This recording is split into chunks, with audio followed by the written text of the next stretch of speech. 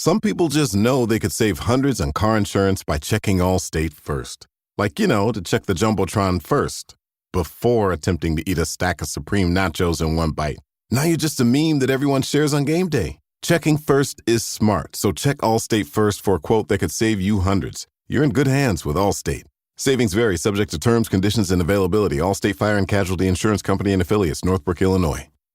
This Steve Jones Show podcast is now loading.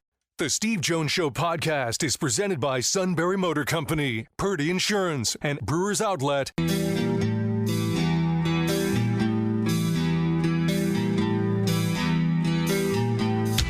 Bringing you an in-depth look at Penn State sports and more. This is the Steve Jones Show on News Radio 1070 WKOK. The Steve Jones Show is presented by Purdy Insurance, Brewers Outlet, and Sunbury Motor Company. Now from the Sunbury Motor Studio, here's Steve Jones.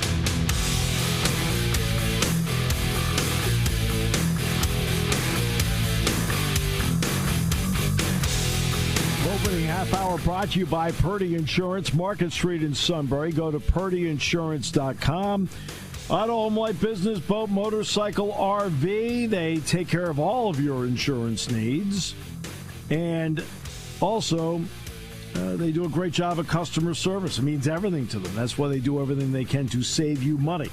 All at Purdy Insurance, Market Street in Sunbury. Go to purdyinsurance.com. We open up today's show with Sweeny Murti. Great to have you with us, my friend. Buddy, how are you? Nice to hear from you. Nice to hear from you.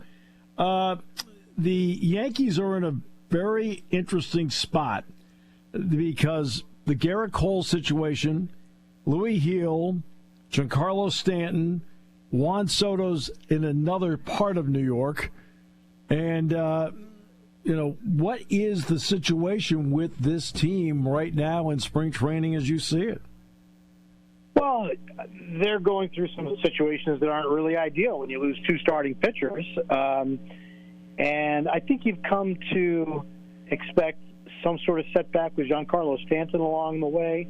DJ LeMahieu, as much as you would have liked to have counted on him, I think you've seen the last couple of years that probably isn't, right. Whatever you get from him is a bonus, right? It feels like anyway, even though he's under contract for so much.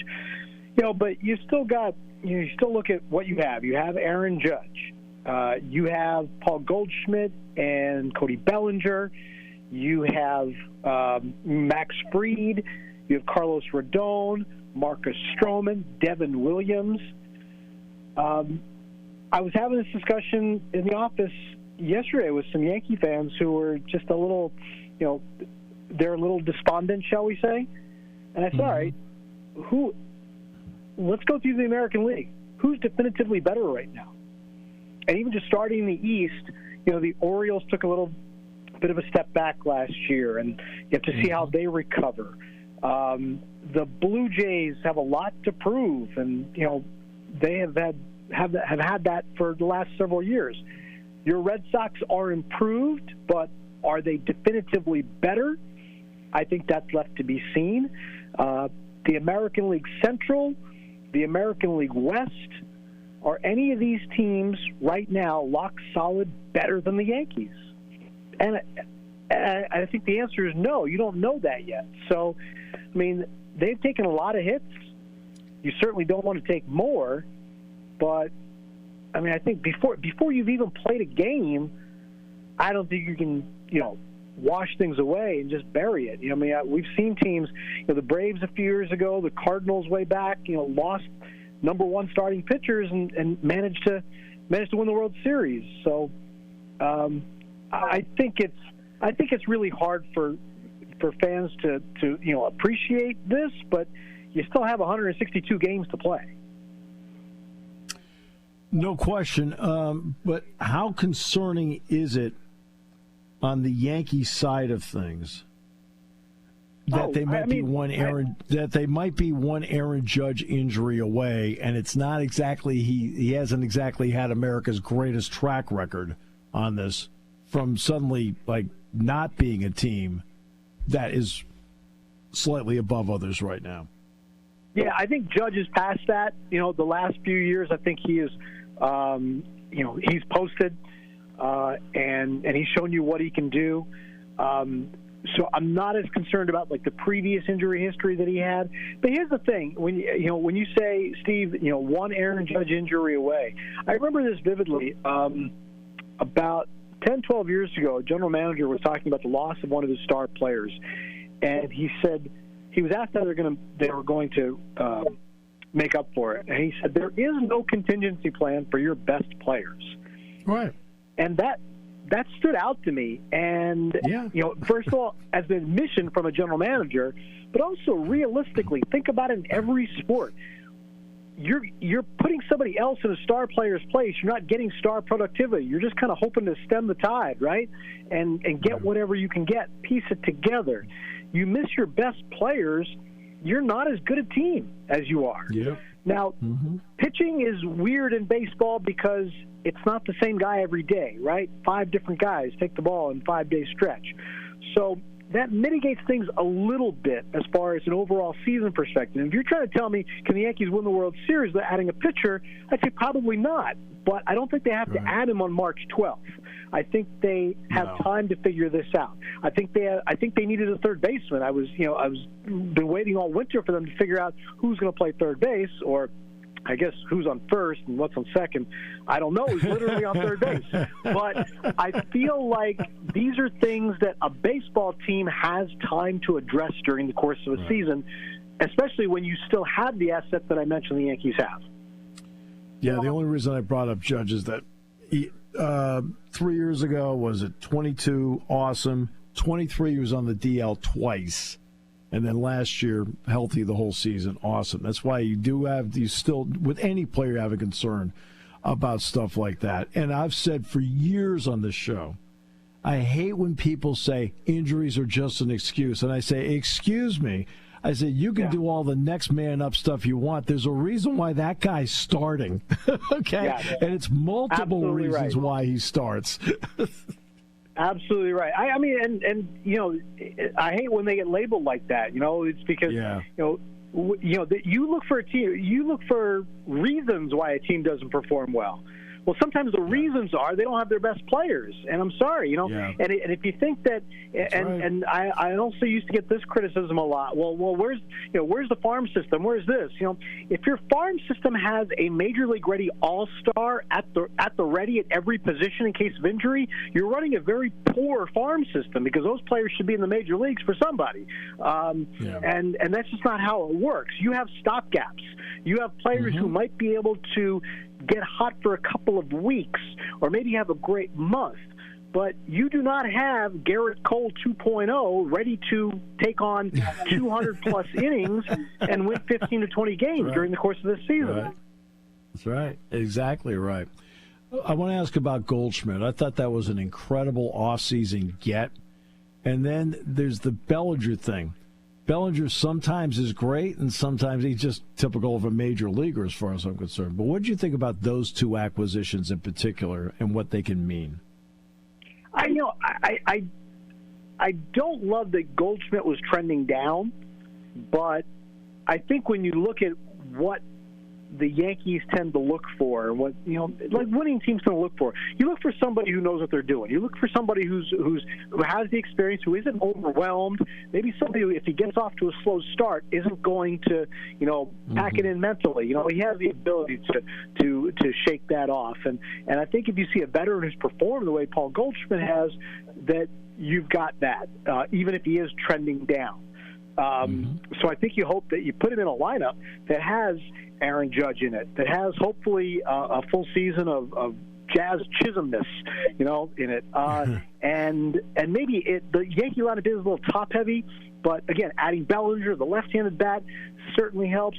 Bellinger is interesting because one thing he did is he managed to cut down his strikeouts, but it came with a little loss of slug, a little loss of power. I'm interested to see how that translates into playing half your games at Yankee Stadium and the short porch in right field.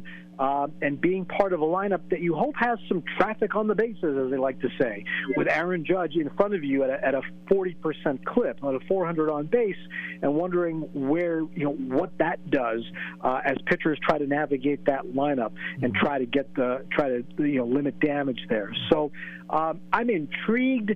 I think they were good moves. I don't think they're slam dunk MVP candidates like they were in years past for their respective teams, but I do think they make this team better. All right. So what do you learn today out of spring training for any team as opposed to what you may have learned 20 years ago?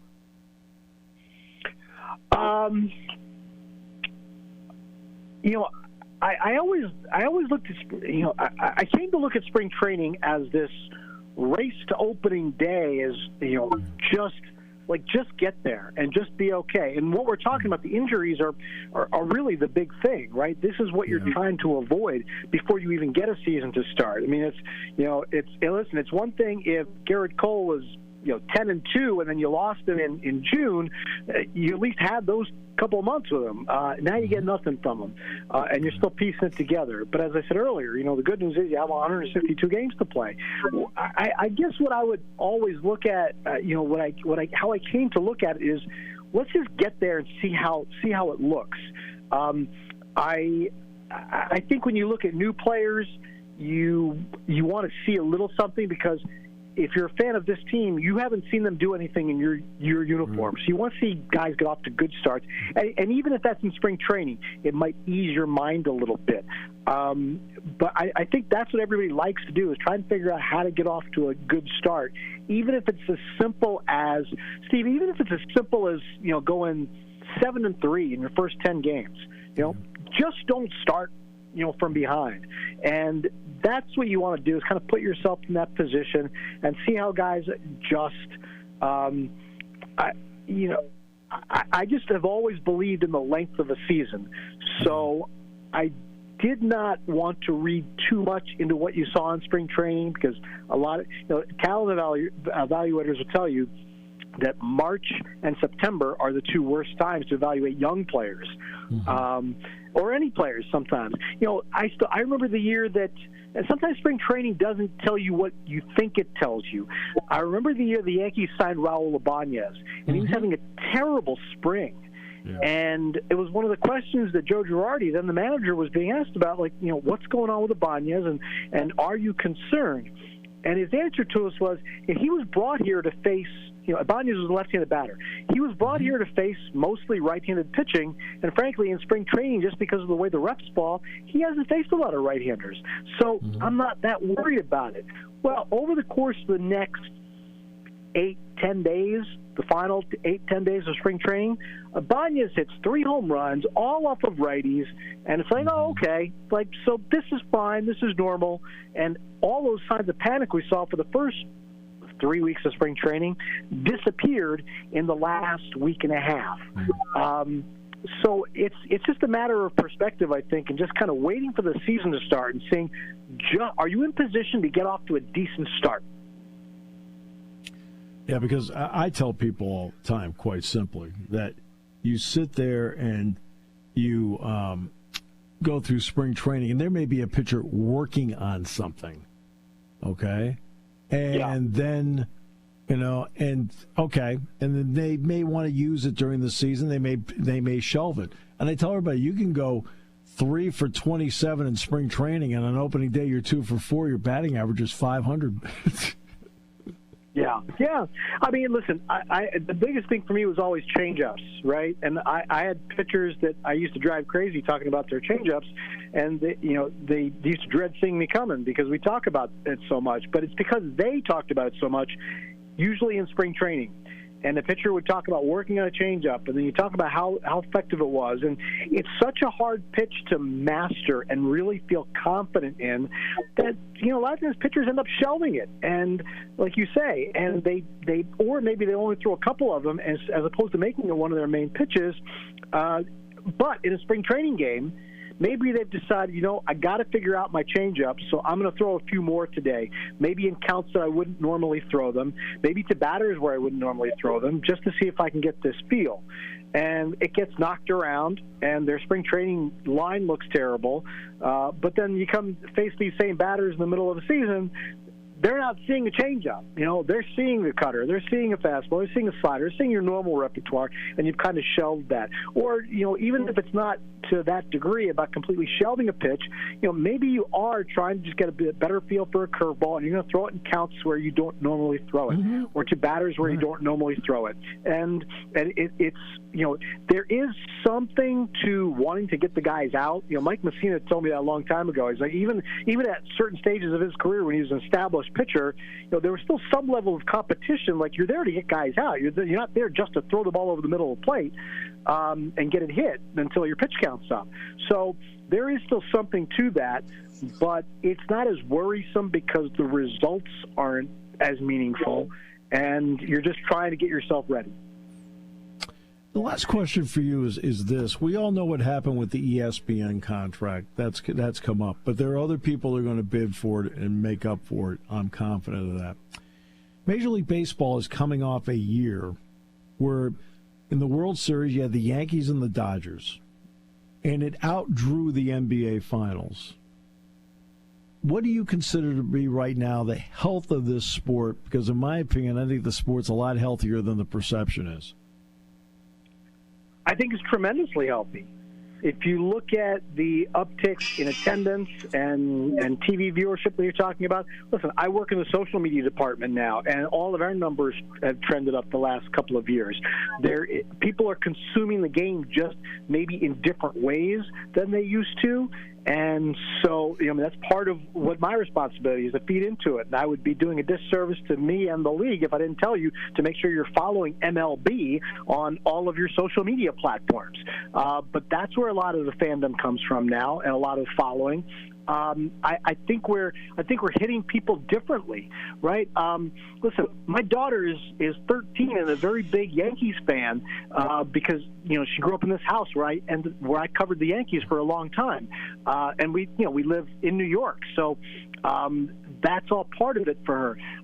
But she consumes it differently than I did. Like, Steve, you and I collected baseball cards and read Sports Illustrated. She's finding stuff on TikTok that shows her like things that she likes about certain players and different things. So I think the people who talk about the health of the game try to measure it in antiquated standards sometimes because that's how you and I did it. But I'm knee deep in this, living in this next generation and how they consume it, to know that there is still a great thirst for this game. And people show up at the ballpark still, and it's an everyday part of your life. And maybe I'm biased because of how much it's meant to me and my life in both personally and professionally. But there's so many great young stars out there, and I honestly love watching Ellie De La Cruz and O'Neal Cruz and all the young Orioles players, and anybody that just comes up and has some level of flair and excitement to them. I watch Ellie De La Cruz and I see Alfonso Soriano or Juan Samuel and players that had like these incredible gifts for speed and power and the way they played the game. And that's a far cry from saying Hall of Fame players, because Hall of Fame comes with years in the game and numbers achieved. But my goodness, if you can't watch these players right now and marvel at the skills that they have and just say, wow, that's the thing I always used to do. When I went to the ballpark covering Yankees games, it wasn't about rooting for the Yankees to win or rooting for the Yankees to lose. I always wanted to go to the park to say, wow, look at that. And I'm seeing players now, Steve, where I just say, wow, look at these guys. And that is so much fun. And we're in that era because the athletes in this game are better than ever, in my opinion, and that's what makes it exciting. They're better than ever. Absolutely right. My friend, thanks so much. Appreciate the time you gave us today. As always, tremendous work.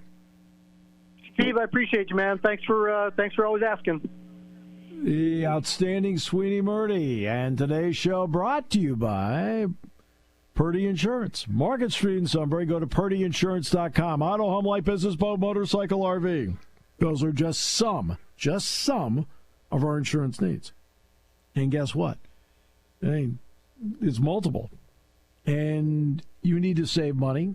And you need to have people committed to saving you money. That's Purdy Insurance, because customer service means everything to them. At Purdy Insurance, Market Street in Sunbury. Go to purdyinsurance.com as we continue on News Radio 1070 WKOK. I was never really a runner. The way I see running is a gift, especially when you have stage 4 cancer. I'm Anne. I'm running the Boston Marathon, presented by Bank of America. I run for Dana-Farber Cancer Institute to give people like me a chance to thrive in life, even with cancer. Join Bank of America in helping Anne's cause. Give if you can at BofA.com/supportAnne. What would you like the power to do? References to charitable organizations is not an endorsement by Bank of America Corporation. Copyright 2025. Party time, game time, or just fun time. Doesn't matter what time it is, because it's Brewers Outlet time. The beverage supermarket has the area's largest beer selection. Imports, microbrews, ciders, and domestics. Pick from over 100 ice-cold 12-packs and dozens of 24-ounce singles. Soda, snacks, hot sauces, fresh roasted peanuts. Make it one-stop party shopping, and don't forget the pickle bar. So whatever you're celebrating or just doing it up, Brewers Outlet, Reagan Street, Sunbury wants to see you. And thank you for your years of patronage. Hi, this is Season. For over 100 years, the Purdy Insurance Agency has been protecting families and businesses of the greater Susquehanna Valley and beyond. With the experience of our trained and knowledgeable staff, you can rest assured that your needs will be evaluated and met by some of the industry's best representatives. No matter what your insurance needs are, call Purdy Insurance today at 570-286-5855. Visit our website at purdyinsurance.com or check us out on Facebook to see what we can do for you.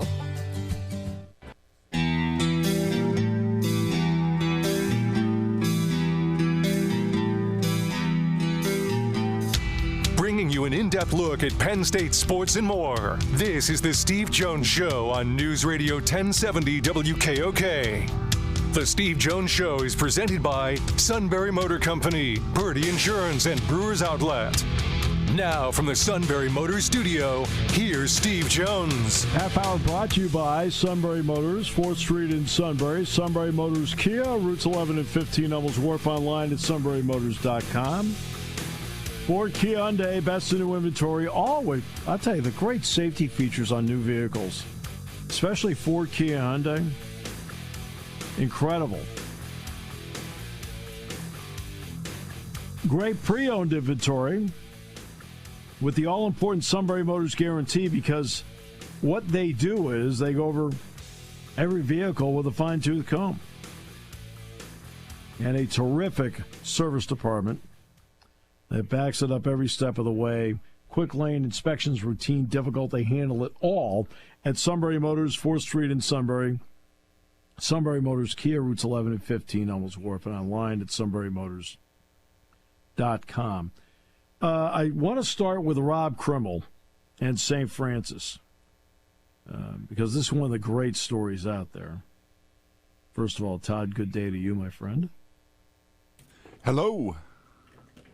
As he jumps in unexpectedly. Hello. I had to turn it on. Hello there. Hello. Jerry Dulac tomorrow, and then Emily Kaplan is going to join us on Friday. Talk about the NHL and the great work she does there.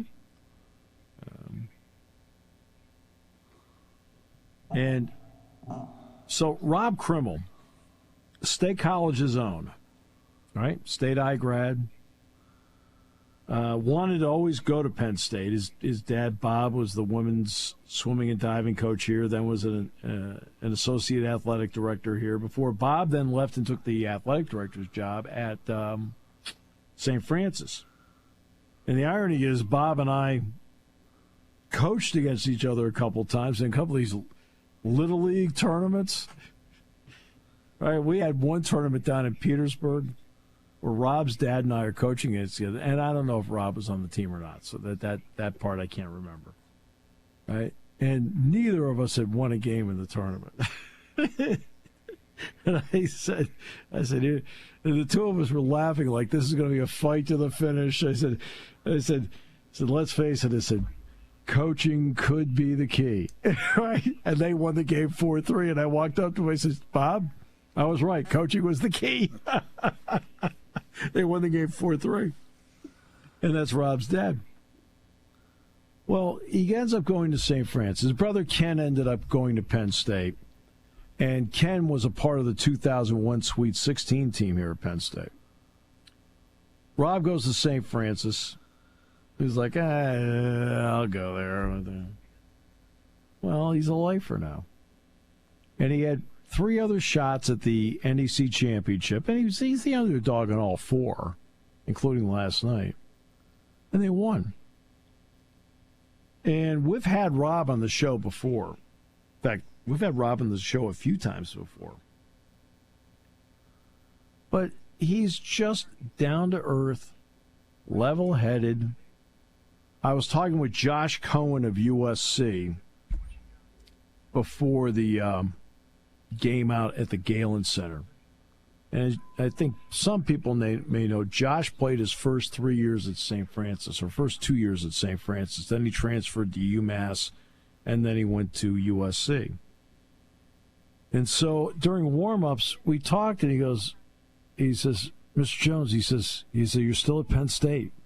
He says, yeah, because they listen to games down in Loretto. And I said, well, you got a chance to play for Rob. And he goes, one of the greatest guys ever. He says, if you get a chance, please tell Rob I said hi and the whole thing. And I mentioned it on the broadcast about, what Rob Kimmel meant to him along the way. And that's the issue with St. Francis. A quality player like Josh Cohen, who's a good player, right? But they can't keep him at St. Francis. And the reason they can't keep him is there's no NIL money. 0. Okay? Now, maybe we'll see after this run to the NCAAs, their first since Mike Izzolino got them there in 1991.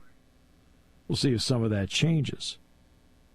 But in the world of NIL, St. Francis doesn't register. There's 0.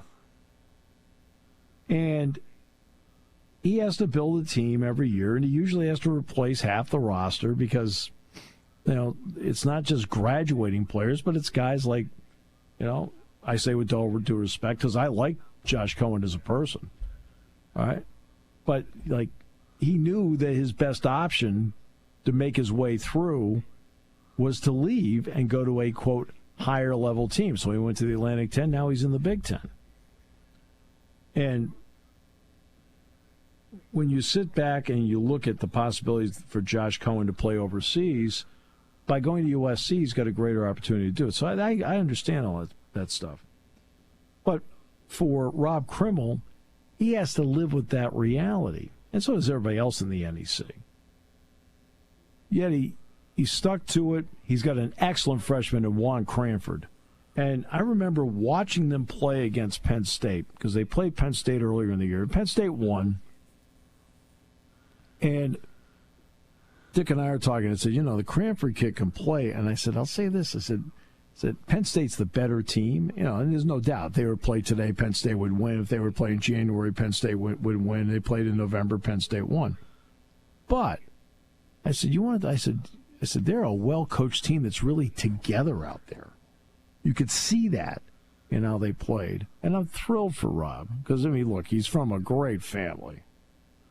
And I'm just thrilled for him. And, down the stretch, he had a lot of confidence in his guys. He wasn't calling timeouts and micromanaging or anything like that. Sometimes you have to micromanage. He doesn't feel he has to with this team. And, it was not the prettiest game going. They won by 3, 48-45 or something like that. But they're in. They're going to be an under 500 team in the NCAA tournament. And that's because of the non-conference schedule. They were 500 in the NEC. But I'm thrilled for them. And you know what? In all likelihood, they're going to be in Dayton, which I think is where they started. They opened the season. I think they opened the season at Dayton. They're going to be playing at Dayton. There's no doubt about that. They're an under 500 team in the NCAA tournament. They'll be a 16 seed. They've got Dayton written all over them. They're going to go in there, and guess what? If they win the game, you know what that means? That means they have an NCAA tournament win. See, that's the part that, like a small thing that a lot of people don't take into account. The first 4 games, those 16 seeds that win have an NCAA tournament win, and they can claim it forever. And I'm thrilled for them. Now, the other game last night,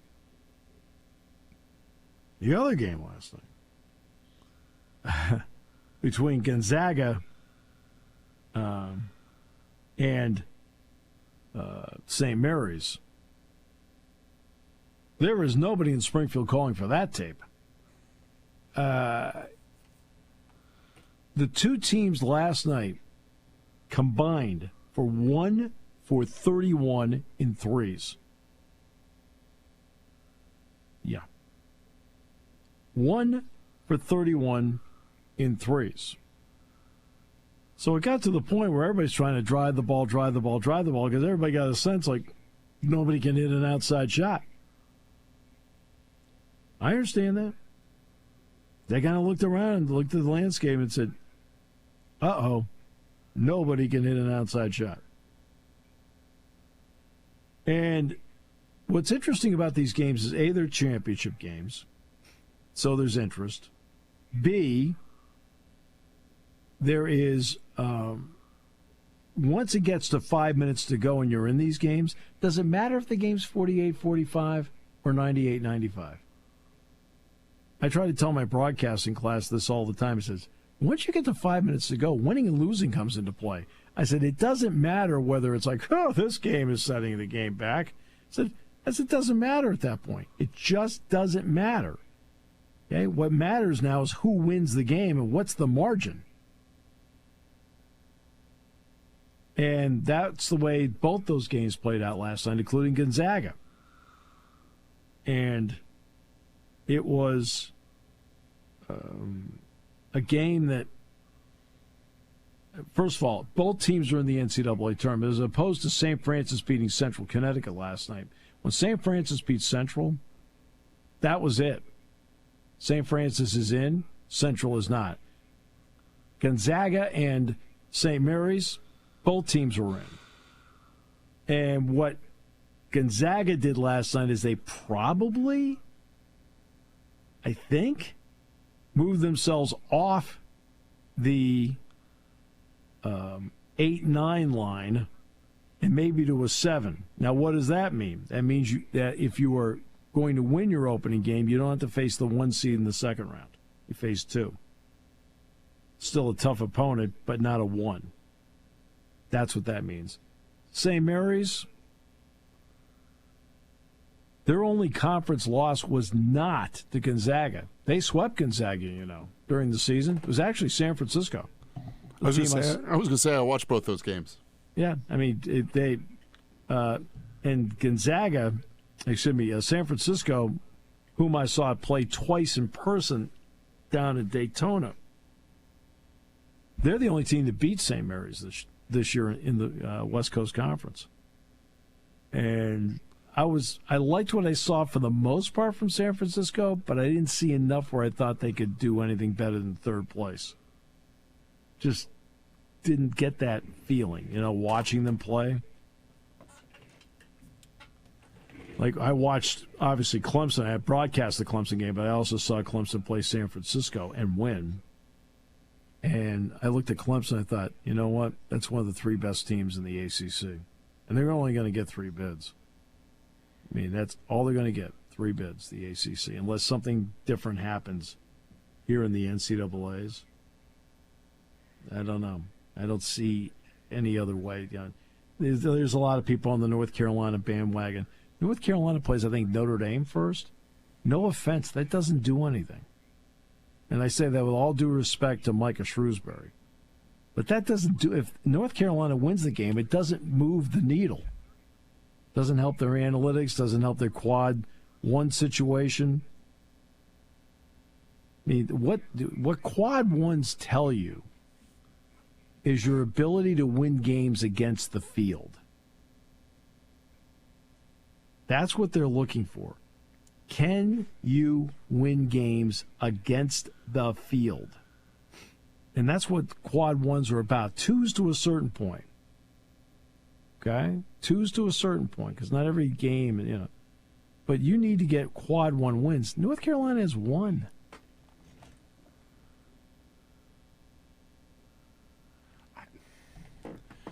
I think if they get in, they're getting in on pure name only. I think that's pretty obvious. Yeah, I don't know as if they want to. I don't know. The NCAA tournament, they've kept North Carolina out. Yeah, I think I don't think they're getting. I think I agree with you. I don't think they're getting in. Now we'll see how the tournament plays out. Because, hey, for all we know, they go out and they beat Duke. I don't know, and I think aren't they a 5 in the ACC tournament? Which means in the semifinals they would play Duke. I think they're a 5, right? I think so. I think Duke is. I mean, I think it's pretty. Duke is probably. Oh well, Clemson, but beating Duke or Clemson is the only thing that's going to help your analytics at this point. No, or Louisville if they happen to play them too. I mean, yeah. But they're not in the same bracket. I always forget Louisville's ACC now. Yeah, but that's where this is that you don't really know what, who they're going to play, because they don't have any quad one opportunities unless they get to the semifinals and it's Duke. They can't help themselves, and they're not, and to be honest with you, they're not good enough. They've had a couple of distinctive problems in playing better teams. One is when you get the teams they're playing. Let's take Clemson and Duke. I can't really speak too much to Louisville. I haven't really seen them play. But Duke, obviously, I've seen play. Clemson, for obvious reasons, I've seen them play a lot. They're excellent defensive teams. North Carolina does not play well against excellent defensive teams. And, above all, after having Armando Bacot there for years, they don't have a post presence anymore that can bail them out in certain situations. In other words, I'll give you an idea of certain situations. Here's one for you. Team runs off 6 unanswered points. Okay, Hubert Davis calls timeout. We need to stem the tide here. We just need to get a basket. So let's run a play to Bacot. Get him near the basket where he's going to have a better than 50-50 chance of making the shot and go from there. They don't have that guy. They can't stem runs with their inside game. They're not good enough. So, in the ACC, I think Jim Boeheim made the comment, and I think he's right about this. The SEC has been ingrained, with all due respect, in the NIL culture for a long time. I think that people agree with that. Okay? Well, no, NIL just came up. You don't know what I mean. Anybody who understands and is cynical about college sports knows what I mean. They've been involved in an NIL culture for a long time. The ACC never embraced it. And right now,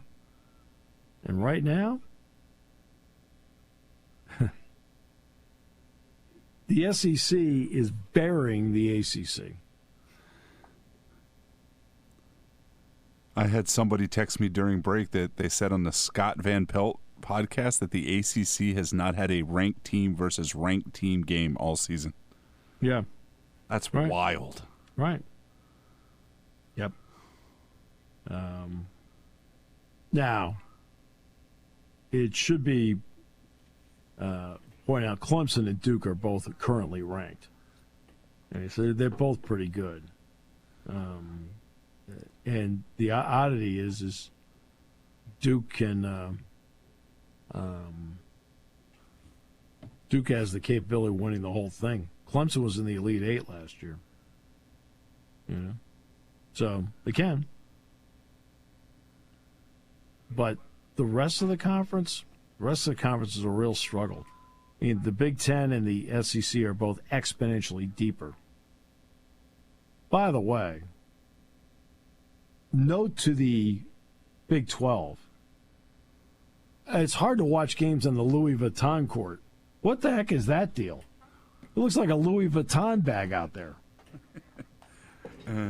I have not seen that yet. Take a look. Right. I know Brett Yormark loves basketball and what basketball can mean to the image and also as supplemental dollars for football. I mean, he has that feeling.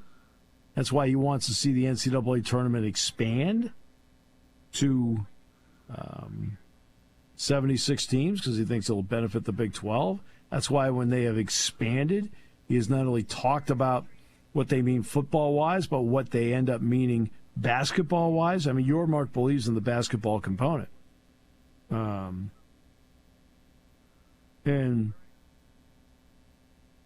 I mean, that's where it is right now.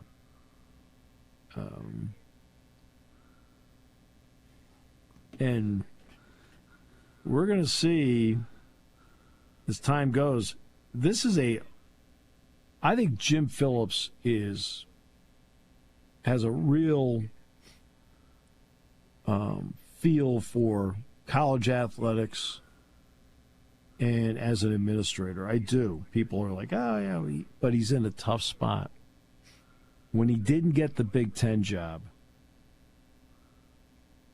which a lot of people felt he should get, when he didn't get that, right, he ended up going to the ACC. Well, what he's inherited down there is a mess. Bad contracts, little commitment to NIL, now the House deal, which everybody's going to have to abide by. They've got an uphill climb. They're only going to get 3 into the NCAAs unless something crazy happens in the tournament down there. And you can't rule that out. Crazy things do happen in tournaments. By the way, I never brought this up. Okay, but I'll bring it up just briefly here. After the Eagles won the Super Bowl, how many stories did you see, Todd, that the Eagles would turn down an invite to go to the White House? I saw a bunch of them. Yeah, the thing was, I think if you saw that, it appeared that nobody had asked anybody back then, and they were like 2 days later, like, oh, nobody said that. Exactly. Here's the problem we have right now in this world with reporting. Get some sources, multi-source it, and then tell the truth. Not what your opinion is, and have it passed off as truth. The Eagles are going to enthusiastically accept the White House invitation. I mean, the individuals that put this out after the Super Bowl, and all these people are so proud of them, like, I'm sitting there like going, well, A, they weren't invited, and B, how do you turn down an invite you don't have yet? Well, they finally got invited, and they said yes. Like, what's wrong with you people? What kind of reporting is that? Something I've said forever and ever is this: I'd rather be second and right than first and wrong.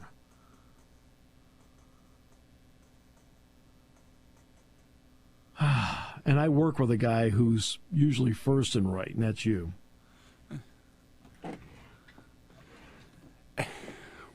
I think again, that is the big issue, is the quest to be first. And it's funny that I think most people probably still think that the Eagles turned it down until this story comes out the last couple days that they're actually going. I mean, nobody from their organization said they weren't going to be going. No, nobody. Everybody was like, "Hey, well, they're all out there having a good time. What do you think Howie's doing? He's trying to work on next year." What do you think Sirianni was doing? He's trying to hire a new offensive coordinator and a quarterback coach. I mean, they all got stuff to do. Like, come on. I mean, again, it's just you want to be able to do things where it maybe it's in some world it's sensationalistic and gets clicks. Well, it doesn't matter to me if it's sensationalism and clicks. If it's wrong, well, it ended up whomever was putting it out there and people latched onto it, it was wrong. I mean, it's like it's embarrassing. To me, I think it's just embarrassing. And anytime this stuff happens, you need to be called out on it. You need to be. Right? You got guys like Todd out there busting his backside all the time, trying to do good, outstanding journalistic work, who doubles and triple checks sources and whatever it may be. But, geez, I just, I just shake my head over this. I shake my head. All right. Hey, by the way, I was going to mention, because I got the note yesterday, about Dick Purnell being honored Lifetime Achievement in Coaching at the National Football Foundation dinner, which is going to take place on Sunday. They had asked me to MC that banquet, and I turned it down because when they asked me, I didn't know what Penn State's status was in the Big Ten tournament. Obviously, I'm free this weekend, but I'm not going. But, I mean, that was the reason why. It's not like I've never announced the Big Ten championship game before. I did it 2 years ago.